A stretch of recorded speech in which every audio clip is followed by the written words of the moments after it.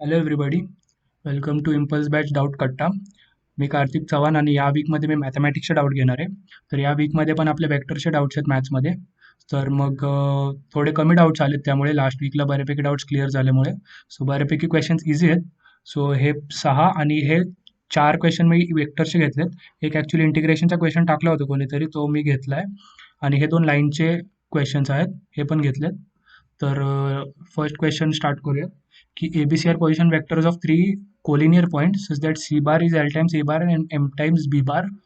तर मग L आणि M मध्ये रिलेशन काढायचं आहे. पहिल्यांदा आपण एक वेक्टर डिफाईन करून टाकू AB बार, जो A आणि Bच्या पोझिशन वेक्टरने बनला असेल. आणि दुसरा वेक्टर आपण डिफाईन करू शकतो AC बार, कारण की हे लोक एका लाईनवरती लाय करतात, कोलिनियर आहेत. तर जेव्हा दोन वेक्टर्स कोलिनियर असतात त्यांचा क्रॉस प्रोडक्ट काय असतो, 0 असतो, आणि त्यांच्यामध्ये अँगल 0 आहे. तर मग आपण याला ए बी बारला बी बार मायनस ए बार लिहू शकतो. B bar minus A bar cross C bar minus A bar. तर ह्याचा क्रॉस प्रोडक्ट 0 आला. सो हा आहे B cross C minus A minus A cross C minus A bar. Bar आहे, सगळीकडे vectors आहेत, चुकून राहिलं तर समजून घ्या. B cross C minus B cross A minus A cross C minus A cross A. तो ए क्रॉस सी 0च होणार आहे तसं पण, आणि हे इक्वल टू 0 आहे सगळं. तर आता बी क्रॉस सी, तो सी आपल्याला काय दिला त्या लोकांनी, L A plus M B, L A plus M B bar. त्याच्यामध्ये एम हा आणि एल हे स्केलर्स आहेत, बाकी सगळे वेक्टर्स आहेत. मायनस बी क्रॉस ए, ह्याला काय करू नाही शकत, मायनस ए ह्याला करू शकतो, क्रॉस सीला आपण L A plus M B लिहू शकतो, L A bar plus M B bar. आणि हे इज इक्वल टू 0, कारण की ह्याचा आन्सर तसं पण 0च येणार आहे. स्वतःसोबतचा क्रॉस प्रोडक्ट 0 असतो, कारण की त्यांच्यामध्ये पण अँगल 0च असणार आहे परत. तर हा येणार आहे B cross L times A bar. आता हा एल मी जो आहे, तुम्ही ह्या दोघांच्या ब्रॅकेटच्या बाहेर काढू शकतो, बिकॉज समजा दोन आपण ए बीचे coordinate L times A L A two आणि एल ए थ्री. तर जर डिटर्मिनंटची प्रॉपर्टी काढायची,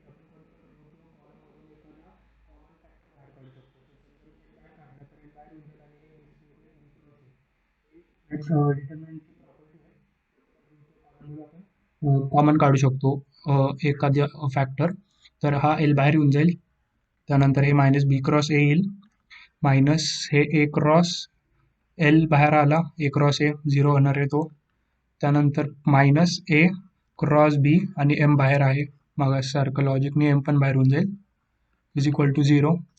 तर मग हा L times B cross A bar minus फक्त एक time B cross A bar minus 0 plus, sorry minus हा 0 आणि हा मायनसच आहे, ए क्रॉस बी ला बी क्रॉस ए जर लिहिला आपण तर हा प्लस होऊन जाईल, कारण की आपण जर दोन वेक्टर्स दोन रोज किंवा दोन कॉलम जर डिटर्मिनंटमध्ये स्विच केले तर हा डिटर्मिनंट आहे ना आपल्या स्वतःच्या व्हॅल्यूचे निगेटिव्ह होऊन जातो. डिटर्मिनंटची प्रॉपर्टी आहे किंवा वेक्टर वाईज करू शकता. ए क्रॉस बी असेल हा, तर हा मायनस बी आहे, तर या दोघांचं प्रोडक्ट एकमेकांच्या magnitude wise equal, sign wise negative येत असतो. तर L times B cross A जर केला आपण, तर आता बी क्रॉस ए आपण कॉमन काढू शकतो याच्यातून. बी क्रॉस ए कॉमन काढलं समजा, तर इथे येणार एल प्लस एम मायनस 1. आता जर ही गोष्ट इक्वल टू 0 होणार असेल तर कोणती तरी एक गोष्ट यापैकी 0 झाली पाहिजे. तर हे तर 0 नाही होणार, कारण की हे कॉर्डिनेट्स आहेत, हे वेक्टर्स नाही आहेत, त्यांचे क्रॉस प्रोडक्ट 0 नाही येणार, हे कॉर्डिनेट्स आहेत. पोझिशन वेक्टर म्हणजे कॉर्डिनेट्स आहेत. सो एल प्लस एम हा काय होऊन जाईल, 0, म्हणजे एल प्लस एम मायनस 1 0, म्हणजे एल प्लस एम हा 1 होऊन जाईल, म्हणजे याचा स्क्वेअर केला की 1चा स्क्वेअर 1च येणार आहे. तर एल प्लस एमचा स्क्वेअर 1 आन्सर येणार आहे सी. ओके. त्यानंतर हा नेक्स्ट क्वेश्चन, हा क्वेश्चन खूप इझी आहे.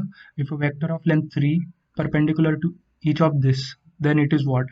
सो याला आयडियली जर कराल ना तर काय गरज नाही, खूप मोठं होऊन जाईल, एवढं मोठं करायची काय गरज नाही आहे. की समजा आता तुम्हाला पहिल्यांदा ए क्रॉस बी काढावं लागेल, ए बार क्रॉस बी बारने काहीतरी एक वेक्टर मिळेल तुम्हाला, आय जे के बॉक्स वगैरे काढून. तर त्या वेक्टरच्या स्वतःच्या मॅग्निट्यूडने याला पहिल्यांदा डिवाइड करावं लागेल. म्हणजे समजा ए क्रॉस बी करून तुम्हाला एखादा वेक्टर मिळाला असं काहीतरी, याची काहीतरी लेंथ आहे, काहीतरी मॅग्निट्यूड आहे. तर ह्याला स्वतःच्या मॅग्निट्यूडने डिवाइड केलं की एक छोटंसं युनिट वेक्टर मिळेल तुम्हाला त्याच्या अलॉंग, एक छोटा युनिट वेक्टर. तर या युनिट वेक्टरला तुम्हाला 3 टाइम्स मल्टिप्लाय करायचे, म्हणजे असे 3 वेक्टर एकमेकांना जोडायचे आणि एक मोठा 3 युनिटचा वेक्टर क्रिएट करायचा जो आपल्याला आन्सरमध्ये पाहिजे. सगळ्यात पहिल्यांदा तर हे कळते की जो वेक्टर क्रिएट होणार आहे ऑप्शन्समध्ये त्याची मॅग्निट्यूड 3 पाहिजे. हा किती आहे? 444 म्हणजे अंडर रूट 4 4 4 म्हणजे 12 म्हणजे हे तर काय नाही येते. हा किती येतो? अंडर रूट 9 येतो. So हा येऊ शकतो. So हा तर पहिलेच गेला. हा 4 4 मध्ये हा पण येऊ शकतो आणि हा आहे 4 5 6 हा पण नाही येऊ शकत. इथे इथे अंडर रूट 6 येते आणि इथे 9 येते. तर ह्या दोघांमध्ये चेक करायचं. आता चेक कसं करणार? समजा हा ए सोबत पण परपेंडिक्युलर आहे आणि बी सोबत पण परपेंडिक्युलर आहे. तर ऑप्शनचा डॉट प्रोडक्ट ए आणि बी सोबत 0 पाहिजे. म्हणजे ए आणि बी समजा जर परपेंडिक्युलर असेल तर त्यांचा डॉट प्रोडक्ट 0 असतो. Cos A B cos theta येतो. कॉस 90 येणार आहे दॅट इज 0 होऊन जाईल त्याच्यामुळे डॉट प्रोडक्ट 0 आला पाहिजे. बेसिकच आहे तो 6 येणार आहे डॉट प्रोडक्ट 6 बी ऑप्शन सोबत करतो 6 त्यानंतर एचा बी ऑप्शन सोबत करतो -2 आणि इथे येणार आहे -4 येते. ठीक आहे म्हणजे हा आन्सर आहे. क्रॉस व्हेरीफाय करण्यासाठी किती येणार आहे 12 आणि मल्टिप्लाय करायचे म्हणजे करायचे -10 आणि हे किती येते मायनस 2 म्हणजे -2 येणार आहे. तर किती आलं क्रॉस व्हेरिफिकेशनसाठी 6 येणार आहे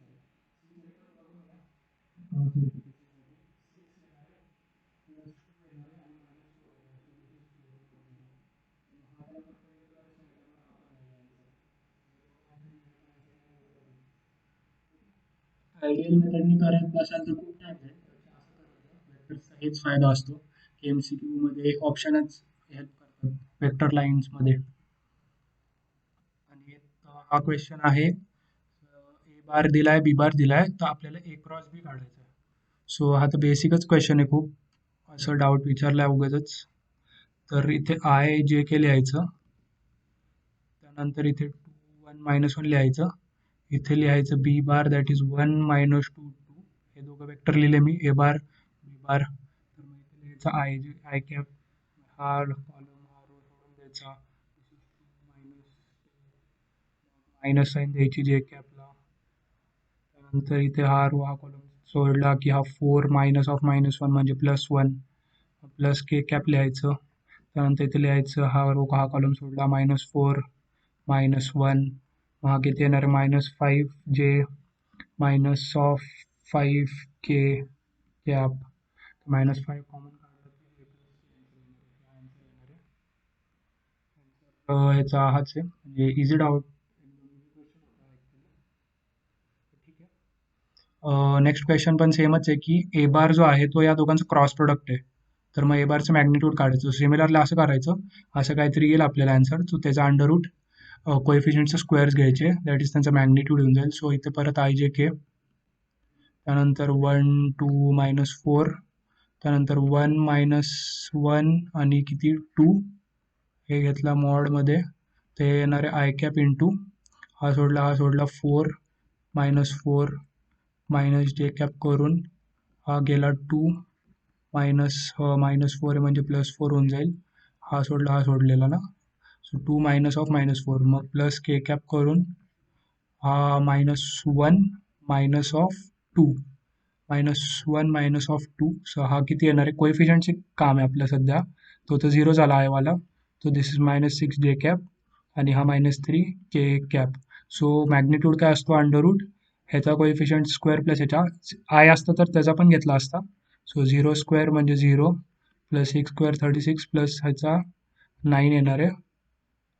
तर ह्याचा आन्सर किती येतोय 6 6 36 प्लस 9 45 येणार आहे. तर 45चं रूट काढताना ह्याला 9 5 लिहितो मी 9 5 रूटमध्ये हा 9चा रूट तर माहिती आहे दॅट इज 3 आहे आणि हा रूट 5 असंच राहील बाहेर. सो 3√5 आन्सर येणार याचा. ठीक आहे. Next question. आता हा क्वेश्चन आहे A bar is something B bar is this find out projection of A on B upon projection of B on A. So एखादा वेक्टरचा प्रोजेक्शन एखाद्या वेक्टरवरती पाहिजे असेल तर ए ऑन बी पाहिजे असेल तर ए डॉट बी तर काढायचा. आता कुणावरती पाहिजे A dot B upon mod of B. This is nothing but A बारचा डॉट प्रोडक्ट द्यायचा आहे बी कॅप सोबत म्हणजे ह्याचं त्याच्यावरचं प्रोजेक्शन एचा प्रोजेक्शन अलॉंग बी म्हणजे एचा प्रोजेक्शन अलॉंग बी असं येतं. So A on B is A dot B upon mod of B. Similarly B on A असेल तर काय येणार आहे ए डॉट बी येणारच आहे किंवा बी डॉट ए लिहा काय फरक नाही पडत. A dot B upon mod of A ज्याच्यावरती काढायचं तो बेसिकली त्याचं युनिट वेक्टर क्रिएट झाला पाहिजे त्याच्या अलॉंग आपण एक वेक्टर काढतोय. तर मग ह्याचं काय आन्सर येणार आहे, व्हॅल्यू लगेच लिहू नका, A dot B upon A on B पाहिजे राईट. सो बी खाली येणार upon A dot B upon A. So upon एचा मॉड, हे कॅन्सल होऊन जाईल. दिस इज 1 अपॉन बीचा मॉड. हा डिवाइड म्हणजे मल्टिप्लाइंग बाय रेसिप्रोकल, हे झालं असं. So this is mod of A upon mod of B. Answer आहे तो मॉड ऑफ ए किती येणार आहे, 36 4 9 म्हणजे 7, अंडररूट 36 4 9 म्हणजे 49, आणि हा अंडररूट 4 4 1 म्हणजे 9. सो 4 4 आहे, 4 4 1 आहे, तर 7 आणि हा 3. सो डी आन्सर येणार आहे.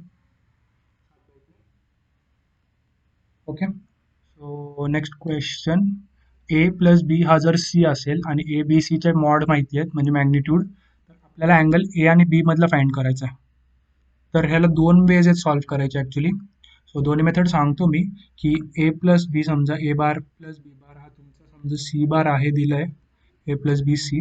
सो आता ह्याचं सेल्फ डॉट प्रोडक्ट काढायचं, म्हणजे ए प्लस बीचा डॉट प्रोडक्ट स्वतःसोबत काढायचा, ए प्लस बी सोबत डॉट प्रोडक्ट द्यायचा, ठीक आहे. आणि इथे सी बारचा स्वतःसोबत डॉट प्रोडक्ट द्यायचा. सी डॉटशी काय असतो, सी स्क्वेअर. एखाद्या वेक्टरचा स्वतःसोबत डॉट प्रोडक्ट म्हणजे त्या वेक्टरचा स्क्वेअर असतो.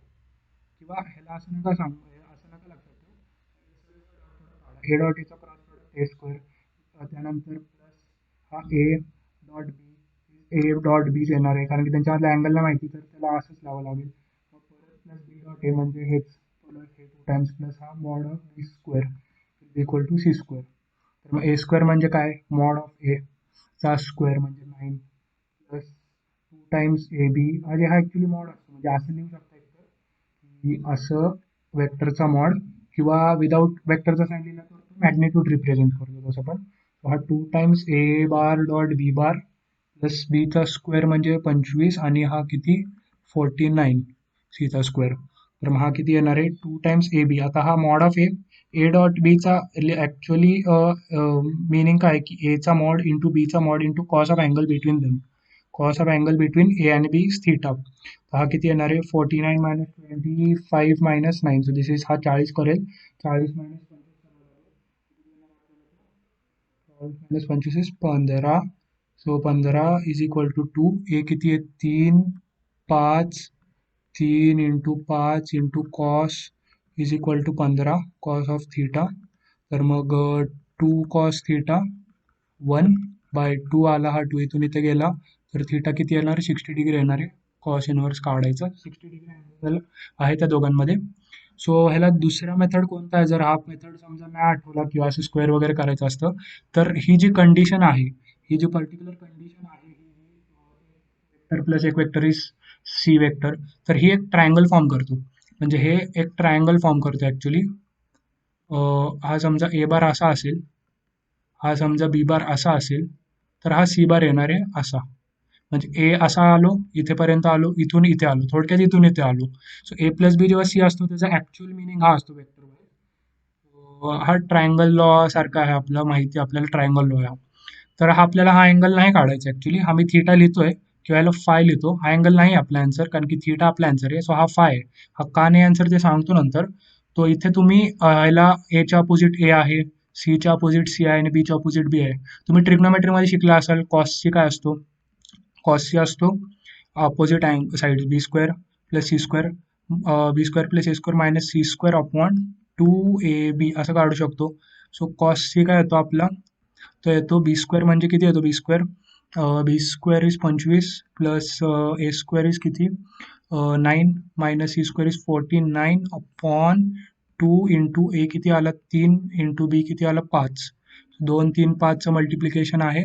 सो इथे हे सेम आन्सर आला, फक्त नेगेटिव्हमध्ये आला, म्हणजे मायनस ऑफ हाफ आला. म्हणजे इथं केलंच आहे आपण, 49मधनं 25 घालवला, 9 घालवला, अपॉन 2 इंटू ए इंटू बी केला. So cos C. सो तुम्ही म्हणाला तर आन्सर वेगळा आला, पण आन्सर तो नाही आहे. म्हणजे हा अँगल कुणामध्ये, हा अँगल हेड आणि टेल ऑफ वेक्टरमध्ये, फाय अँगल जो आहे ए आणि बीच्या हेड आणि टेल मधला अँगल आहे. तेव्हा आपण अँगल डिफाईन करतो दोन वेक्टर्समध्ये, तो head tail to tail join झाला पाहिजे, म्हणजे हा ॲक्च्युअलमध्ये त्यांच्यामधला अँगल असतो.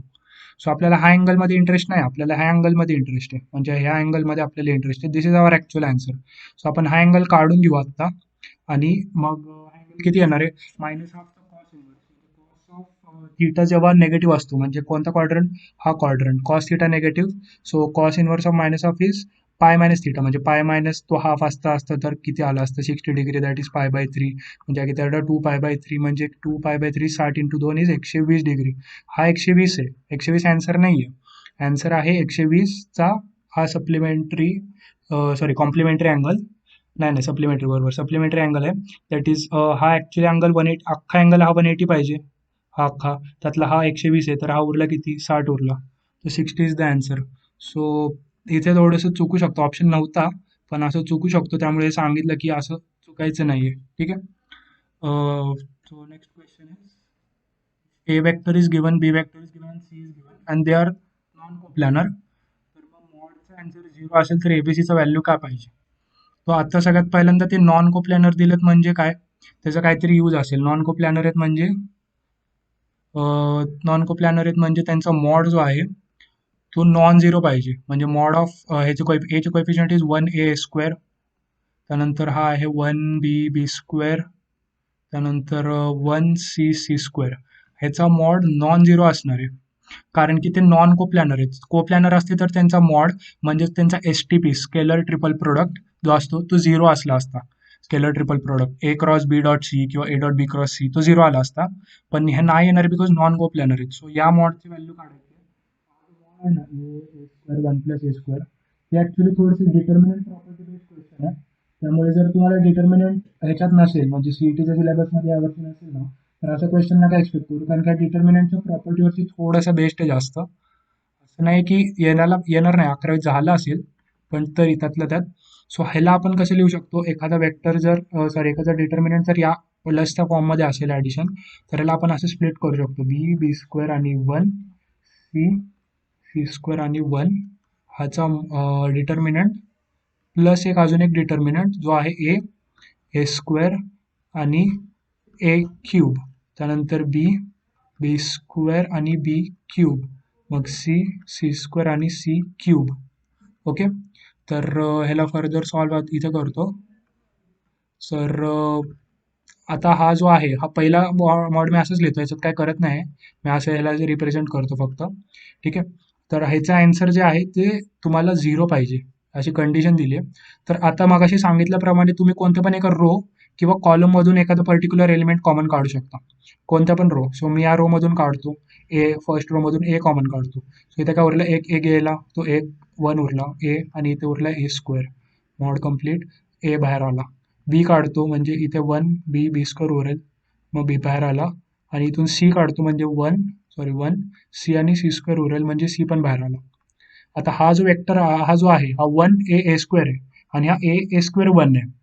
आता अजून एक प्रॉपर्टी डिटर्मिनंटची अशी आहे की जेव्हा आपण मागाशी सांगितलीस ना की हा एक कॉलम 1 कॉलम 2 कॉलम 3 असेल, तर जेव्हा एक कॉलम रिप्लेस करतो दुसऱ्यासोबत स्वॅप करतो तेव्हा डिटर्मिनंट नेगेटिव्ह होतो.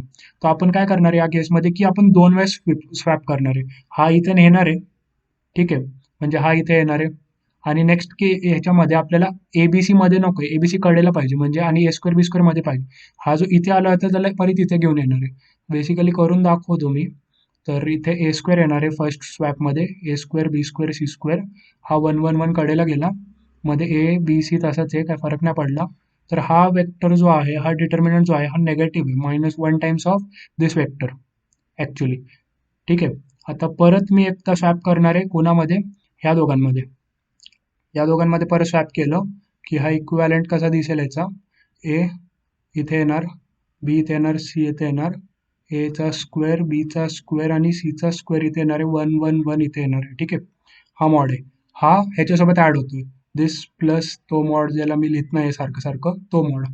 तर मग ह्या दोघांचं ॲडिशन काय येणार आहे, आणि इथे ABC कॉमन काढलं आहे. ठीक आहे, सो याचं ॲडिशन काय येणार आहे, ABC + 1 कॉमन काढला मी तो फॅक्टर, त्यानंतर मॉड ऑफ दिस. ठीक आहे, तर ABC + 1 आणि ह्याचा मॉड 0 आहे.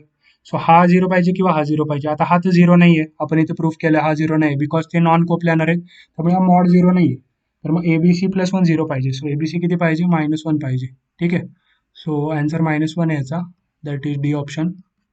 तर इथे प्रॉब्लेम असा होता की थोडे डिटर्मिनंटच्या प्रॉपर्टीज होत्या की हा स्प्लिट कसा होतो ते माहिती पाहिजे पहिली गोष्ट.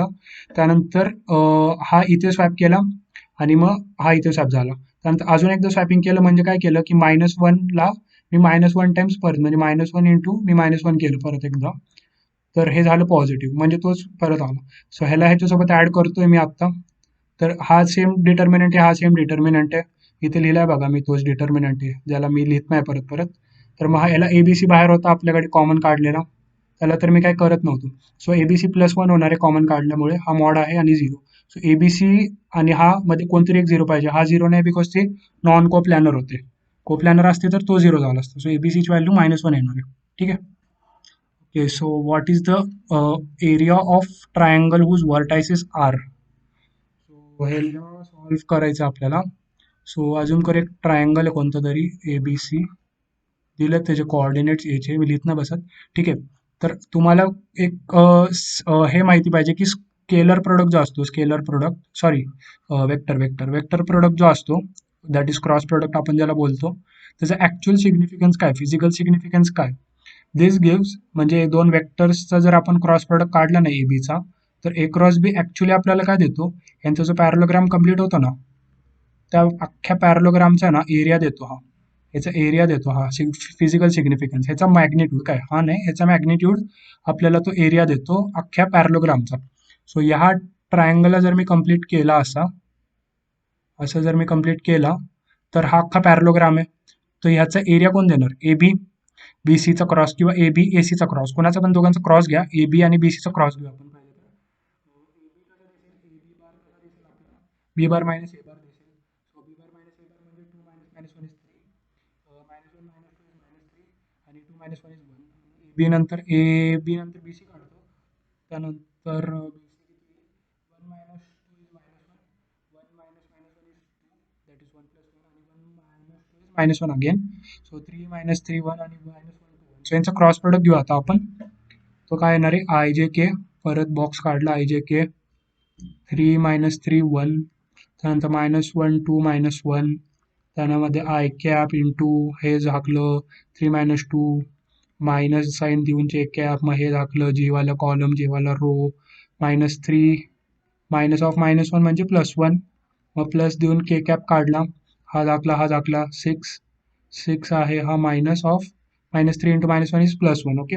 सो हा झाला 1, हा झाला मायनस साईन सोबत असल्यामुळे हा +2 आणि हा झाला 3.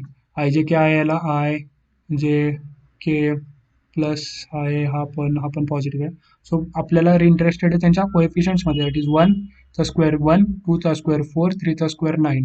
यांचं ॲडिशन घेतलं, ह्याचा रूट घेतला. This is the magnitude A cross B म्हणजे ए बी क्रॉस बी सीचा हा मॅग्निट्यूड आहे. ठीक आहे. आता हा आन्सर अख्ख्या एरियाचा आहे. ट्रायंगल आपला त्याचा अर्धा आहे. So A B cross B C, so area of triangle काय येणार आहे, half of this, half of √14. So √14/2 is the answer. √14/2 is the final answer. ठीक आहे. तर तुम्ही एसी घेऊन पण बघू शकता, ट्राय करा स्वतः, सेम आन्सर येईल. एसी कोणता पण घ्या, सेम आन्सर येतो. ठीक आहे. तर नेक्स्ट क्वेश्चन आहे. आता हा पण क्वेश्चन आहे ना, ऑप्शननी करा, बिलकुल पण ट्राय नका करू की पूर्ण मेथडने सॉल्व्ह करेल बोर्ड सारखं. ऑप्शननी करायचं हा क्वेश्चन. काय करायचं की ए दिलाय, बी दिलाय, सी दिलाय, पी क्यू आर येतात. जास्त टेन्शन नका घेऊ की पी क्यू आर काय वेक्टर्स आहेत वगैरे, आय जे के कन्सिडर करा त्यांना, सरळ सरळ ऍड करा की आर बार आपला जो आहे तो 3 -1 2 आला पाहिजे. बेसिकली आन्सर -3 -1 आणि 2 आला पाहिजे. सो ऑप्शन वाईज 5 टाइम्स ए कोण आहे मी लिहून घेतो, तर ए कोण आहे 2 3 -1, कोएफिशियंट्स इंटरेस्टेड आहे. बी काय आहे 1 -2 2, त्यानंतर सी काय आहे -1 -2. ओके. तर हे आले एबीसी आपले. तर 5 टाइम्स ए, 2 वेळा बी आणि 3 वेळा सी, 5 टाइम ए इज 10, त्यानंतर 2 वेळेस 2 आणि -6 10 प्लस 2 -6 किती आलं, हे 12 -6 6 येते. आपल्याला आन्सर 3 पाहिजे. हा ए वाला हा कोएफिशियंट आहे, हा वाला कोएफिशियंट हायटेसोबत रिलेट करा, हायटेसोबत रिलेट करा. ठीक आहे. तर हा आपल्याला किती पाहिजे, 3 पाहिजे होता, पण इथे 6 म्हणजे हा नाही answer.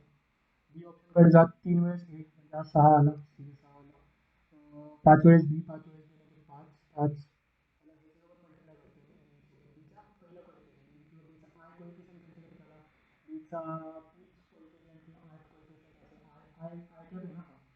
Y Z X Y Z सारखं आहे तरच कन्सिडर करा. त्यानंतर हा 5 टाइम्स बी घेतला आणि 2 टाइम्स बी मायनस 4 आला मग हा येणार आहे, हा याला सोबत 2 गेला 7 हा पण नाही म्हणजे हा बी नाही आहे, बी नाही आहे, सी ट्राय करू 2 वेळेस हे 4 5 म्हणजे 5 3 म्हणजे 6 6 किती येतोय 5 येतो ठीक आहे, हा येतो ठीक आहे. पहिला तरी ॲटलिस्ट आला. दुसरा पण ट्राय करून बघू. आता 2 वेळेस आहे म्हणजे 2 वेळेस हा कोएफिशियंट 2 वेळेस हा म्हणजे -2. आता या कॉलम सोबत आपण बघू. सॉरी 2 वेळेस आहे, सॉरी हेच नाही आहे. 2 वेळेस आहे म्हणजे 6, 2 वेळेस 5 वेळेस म्हणजे हा 10, 5 वेळेस बी आणि 3 वेळेस म्हणजे हा 3. बाकी याला 9 मायनस 10 इज -1 -1 येतोय का? हा येतोय -1 आला 3 आला 2 चेक करू शकता किंवा हा कॅन्सल टिक करा. हा असेल तर हा कॅन्सल टिक करा. सी टिक करा. डी नाही आहे म्हणजे डी पण चेक करू शकता. 5 वेळेस ए 10, 10 प्लस 3 मायनस 4, 10 प्लस 3 मायनस 4 किती येतोय हा? हा -1 म्हणजे हा 9 येतोय. हा नाही येतोय म्हणजे आन्सर म्हणजे डी पण नाही आहे.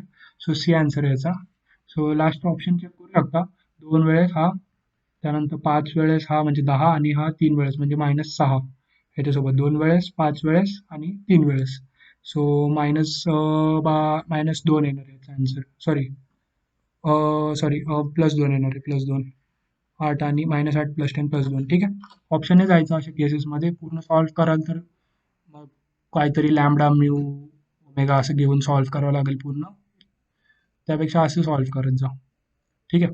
आता if ABC are 3 non zero vectors which are pairwise non collinear. If A plus 3B is collinear with C and B plus 3C is collinear with A, then A plus 3B plus 6C ची value काय असणार आहे? So या क्वेश्चनमध्ये काय दिलंय की ABC are 3 non zero vectors which are pairwise non collinear. ठीक आहे. आणि A प्लस 3B जो आहे तो C सोबत कोलिनियर आहे म्हणजे A प्लस 3B हा सीचा काहीतरी एक मल्टिपल आहे, कोणता तरी स्केलर मल्टिपल येईल. ठीक आहे. आणि B प्लस 2C जो आहे तो ए सोबत काहीतरी एक कोएफिशियंट एक कॉन्स्टंट इंटू ए बार असणार आहे. हे बार बार बार हे सगळं वेक्टर्स आहेत आणि हे दोघं स्केलर्स आहेत. ठीक आहे. हे दोघं काय आहेत? हे दोघं स्केलर आहेत. ठीक आहे. आता आपल्याला ए प्लस 3बी प्लस 6सी पाहिजे. सो आपण ह्या गोष्टीला त्या गोष्टीमध्ये चेंज करायचं ट्राय करू. म्हणजे ए प्लस 3बी काय आपल्याकडे, ठीक आहे, 6सी बार दोघांकडे ॲड करू. सी बार दोघांकडे ॲड केला, सी बार कॉमन काढला तर 6 प्लस लॅम्बडा येणार आहे. ठीक आहे. त्यानंतर ए प्लस 3बी प्लस 6सी ह्या दुसऱ्या इक्वेशनमध्ये पण कसं तरी आणायचं बघू. म्हणजे पहिल्यांदा ह्याला मला 3ने मल्टिप्लाय करावं लागेल, राईट.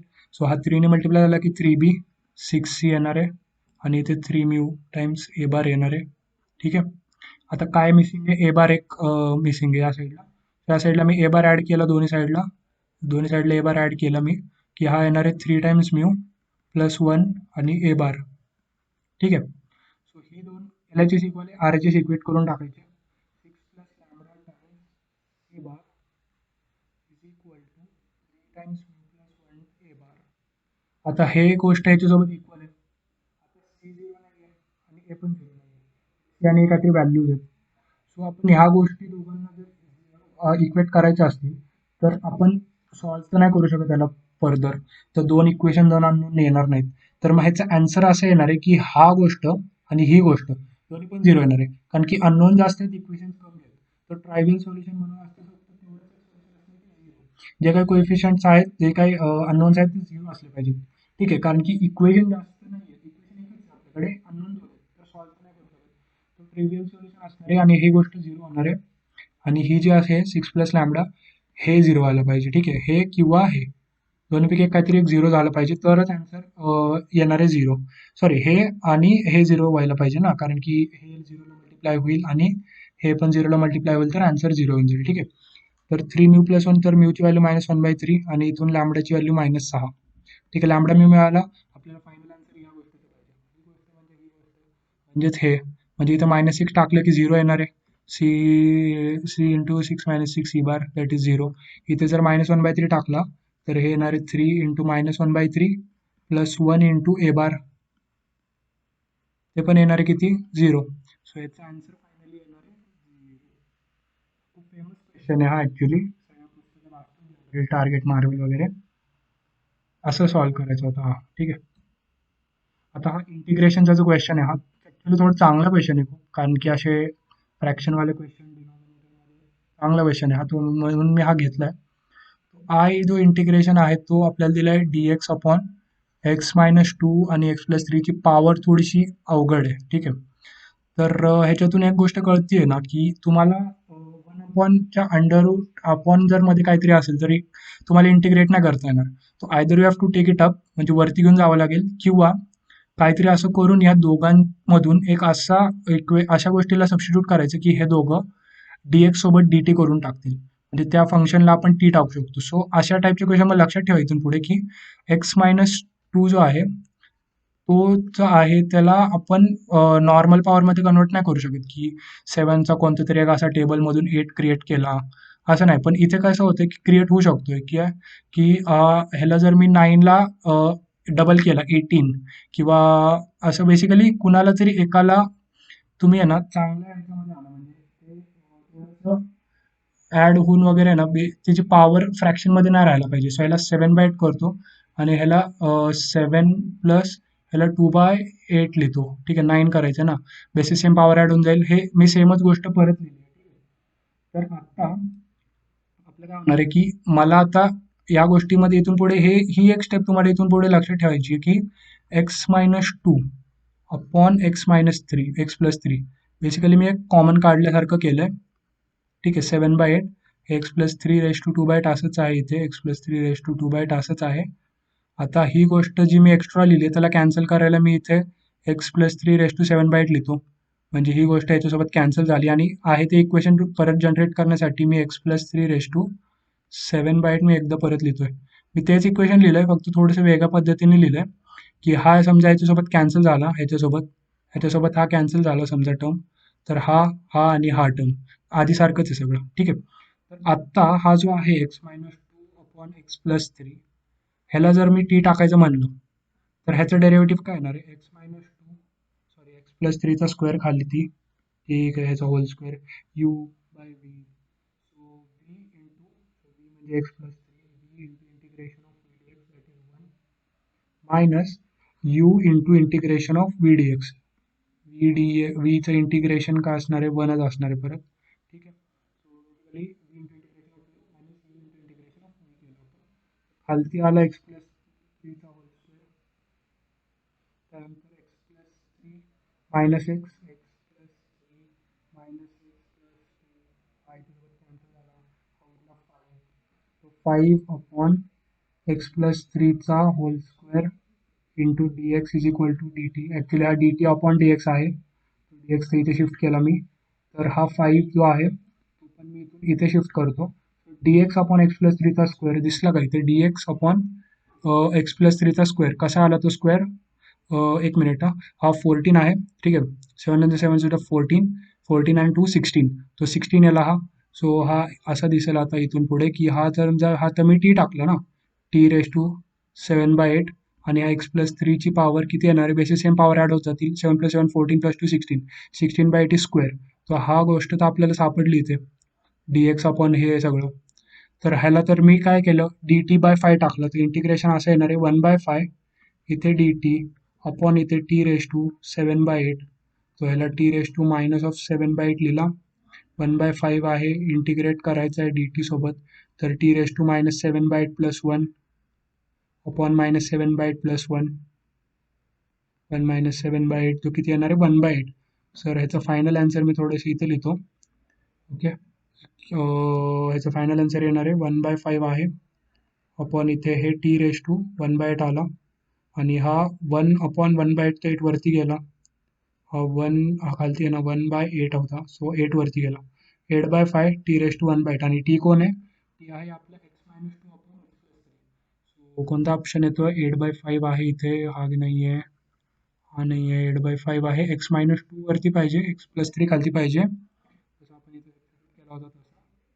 ठीक आहे, सो इथून एक लक्षात काय ठेवायचं की ह्या दोन गोष्टींचा पहिल्यांदा रेशो घ्यायचा, त्यानंतर त्या गोष्टीला टी टाकायचा, जेणेकरून तो एका सिम्प्लिफाईड टर्ममध्ये कन्वर्ट होईल, ज्याचा आपल्याला dt खाली सापडू शकतो. ठीक आहे, असं हा जे ॲक्च्युली क्वेश्चन थोडासा मेथड लक्षात ठेवण्यासारखीच आहे की अशा टाईपचा असा करायचा, त्यामुळे मी हा घेतला. ठीक आहे, याचा आन्सर ए आहे, is the answer of this question. हे लाईन्सचे क्वेश्चन्स आहेत. सो हा इझी क्वेश्चन आहे. तसा हा line is passing through this point, म्हणजे हा काय आहे, हा ए बार आहे. तुम्ही तो इक्वेशन माहिती असेल ना, A bar plus lambda B bar is our line L. L line जी असते ती ए बार प्लस लॅमडा बी बार, तो हा ए बार आहे. The point through which it passes, point ज्याच्यातून पास होतो, आणि हा त्याला एक पॅरलल वेक्टर पाहिजे. त्या लाईनला एक पॅरलल वेक्टर पाहिजे. पॅरलल वेक्टर कसं मिळणार? पॉईंट थ्रीला दिली त्याच्यानंतर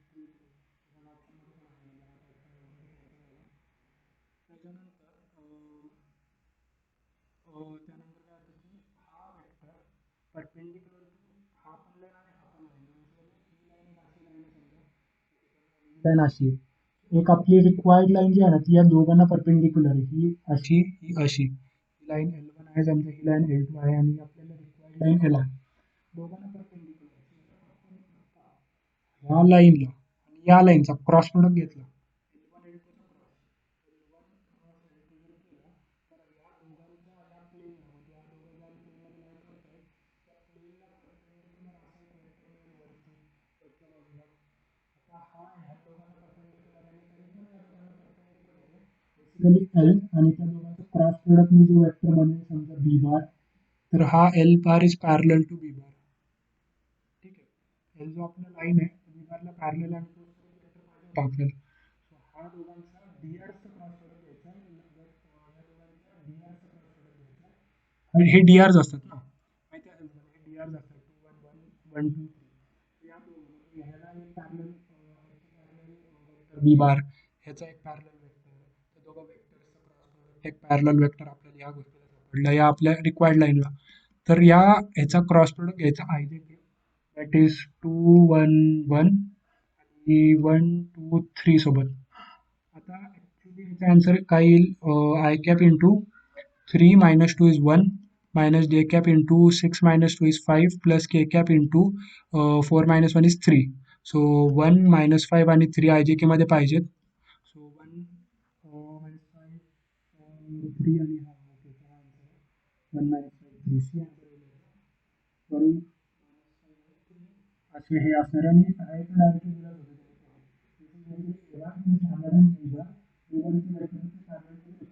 ज्या लाईनची इक्वेशन आली टू, त्या लाईनला एक पॅरलल वेक्टर माहिती असेल 2 1 1 पॅरलल वेक्टर, या लाईनला एक पॅरलल वेक्टर माहिती असेल 1 2 3 वाला. तर क्रॉस प्रोडक्ट घेतला की तो त्याच्या प्लेनला परपेंडिक्युलर आणि या लाईनला पॅरलल, आपल्या रिक्वायर्ड लाईनला पॅरलल मिळाला की मग झालं काम आपलं. ठीक आहे, इक्वेशन मिळून जाईल.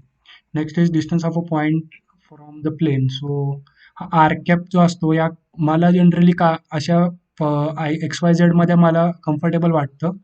So X minus 2y plus 4z minus 9 is equal to 0, म्हणजे हा कोणता फॉर्म आहे, A X plus B Y plus C Z plus D, हा प्लेनचा इक्वेशनच्या फॉर्ममध्ये आहे.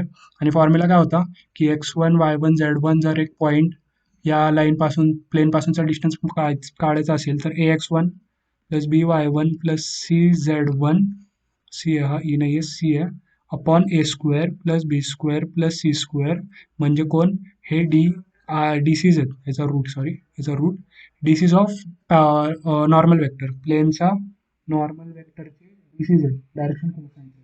ठीक आहे, हे ते एबीसी. सो हा त्याच्यासोबत घेतला, त्यामध्ये पुट केला, समजा 2 1 मायनस 1 आहे ना, हा ठीक आहे, हा 2 1 मायनस 1 आहे, आणि हा आहे 1 मायनस 2 4. सो हा किती येणार आहे, 2 मायनस 4 अपॉन अंडर रूटमध्ये 21 येणार आहे. चा मॉड आहे, डिस्टन्स आहे ना हा, तो डिस्टन्सचा पॉझिटिव्हच येणार आहे. 2 मायनस 2 कॅन्सल झाला, मायनस 4चा mod 4 upon under root 21 is the distance. Sorry तरी चुकलं वाटतं, सॉरी, येस येस येस, एक मेन मिस्टेक झाली, सांगायची होती ॲक्च्युली, मीच केली, की हा जो असतो कोएफिशियंट, तो डी, तो पण आपण घ्यायचा असतो. खूप कॉमन मिस्टेक आहे ॲक्च्युली, मी पण केली ही, असं करू नका. की हा जो कोएफिशियंट असतो, हा जो कॉन्स्टंट असतो, तो पण घ्यायचा, कन्सिडर करायचा, तो पण on left side of the equation घेऊन ठेवायचा त्याला. ठीक आहे, तर हा येणार आहे 13/4 प्लस 9 13/21. ठीक आहे, सो हा लास्ट क्वेश्चन होता. सो तसे बऱ्यापैकी क्वेश्चन्स इझी होते. सो आपले वेक्टरचे डाऊट झालेले आहेत, आता नेक्स्ट वीकमध्ये भेटू आपण.